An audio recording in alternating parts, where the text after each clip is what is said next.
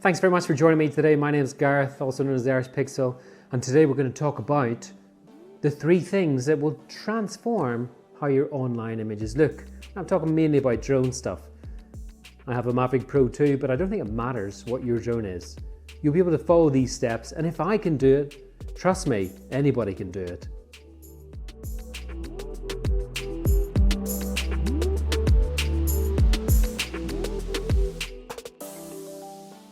So I'm going to jump onto my Mac, load some stuff up, and hopefully you'll be able to follow it really easy. Okay, so point number 1 is always shoot RAW. I'm pretty sure there was an argument at one point whether you should shoot JPEG or whether you shoot RAW, and honestly the answer is you should always shoot RAW. It's the choice of the pros, and there's a reason for that. RAW file captures everything the sensor sees, and unlike a JPEG where it just compresses stuff into the smallest possible file that it can. So if you take this example above, this is exactly the same shot taken at the same time in RAW and JPEG on the Mavic Pro 2. Now, JPEG on the right hand side, RAW on the left. It's a massive difference. There's so many artifacts in the shadows, and there's so many problems with the clouds. I mean, look at the highlights that just hold in the clouds that aren't there in the JPEG. The blues, I don't know what's happened to the blues in the JPEG. They've just gone horrific. Yeah, the RAW looks a tiny bit softer, but trust me, it's really not. It's just because the detail hasn't been compressed. And that's very easy to sort by adding texture, clarity, or whatever you want to do. You want to add sharpening, but you want to do it very specifically. I mean, the last thing you want to do is to completely sharpen your image and ruin it and have the really problematic artifacts come out even more, and it just looks awful. Look at this handle, for example.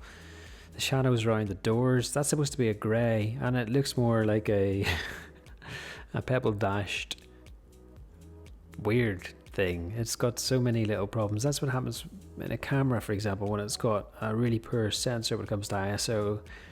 Even when we add some warmth, it doesn't really do anything for it. Those information in that JPEG is just not there, whereas the RAW, it has everything in it. So the way I like to compare it is a JPEG is like the front cover and a RAW is like the book.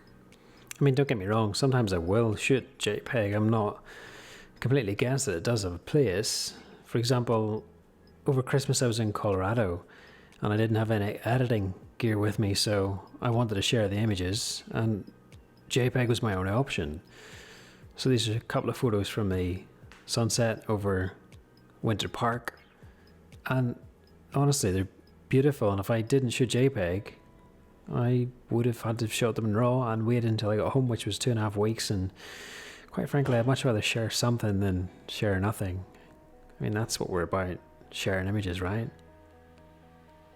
Anyway, that's a pano, and that will bring us on to the next point. So the next point is compose your own panos and avoid presets. So presets are super easy, just to click a button and they'll do them, as you've seen previously on the pano of Colorado.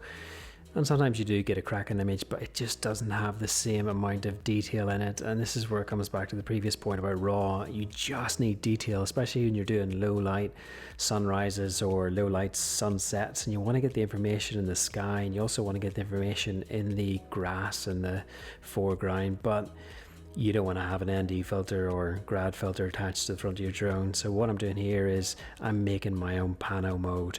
So the important thing is the numbers, which are 9 and 0, 9 and 0, and that's really the amount of camera tilt. So 9 is my upper and 0 is my lower. And sorry about the tiny bit of delay there, I had a bit of lag on the camera.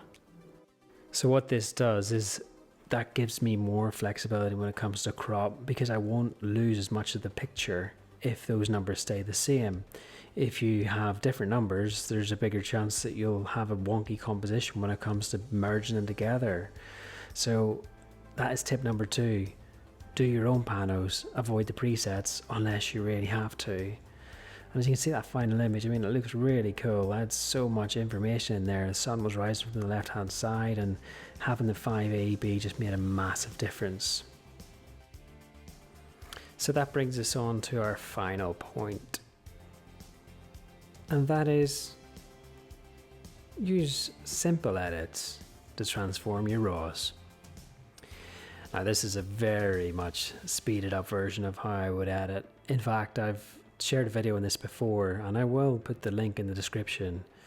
But once you can do selective editing on your photo, and I'm not talking about putting it in some form of preset and then clicking a button and it does it for you. I'm talking about looking at your photo for what it is, seeing where the light's coming from, seeing where the shadows are, and actually loving that photo and spending a bit of time editing it and making it look as you want it to look. This is when your images will really start to stand out, and anywhere you post them in your social media or wherever you choose to share them, they really will look unique and they'll be your images. They'll look different, special, and that's what you want. You want to encourage people through your work, how you see the world. That's what photography is after all. It's about the expression of yourself through your images. So my steps and my advice to make your images stand out on social media or wherever you decide to share them are, first of all, shoot raw. Always shoot raw. Second, compose your own panos. Don't use a preset. And third, learn to love them and edit them, because that is what will make the difference. So I do hope that helps a little bit, and I hope it adds a tiny bit of perspective about how easy this process can be and how easy you can make your photos look simply stunning. I would say just get out there and enjoy it. This is a new channel. I've just started really putting effort into it, and I hope you like the content on it. I would really appreciate if you liked, shared, and give me some feedback if you have any. Massive thank you to everybody that watched, and take care. I'll catch you later.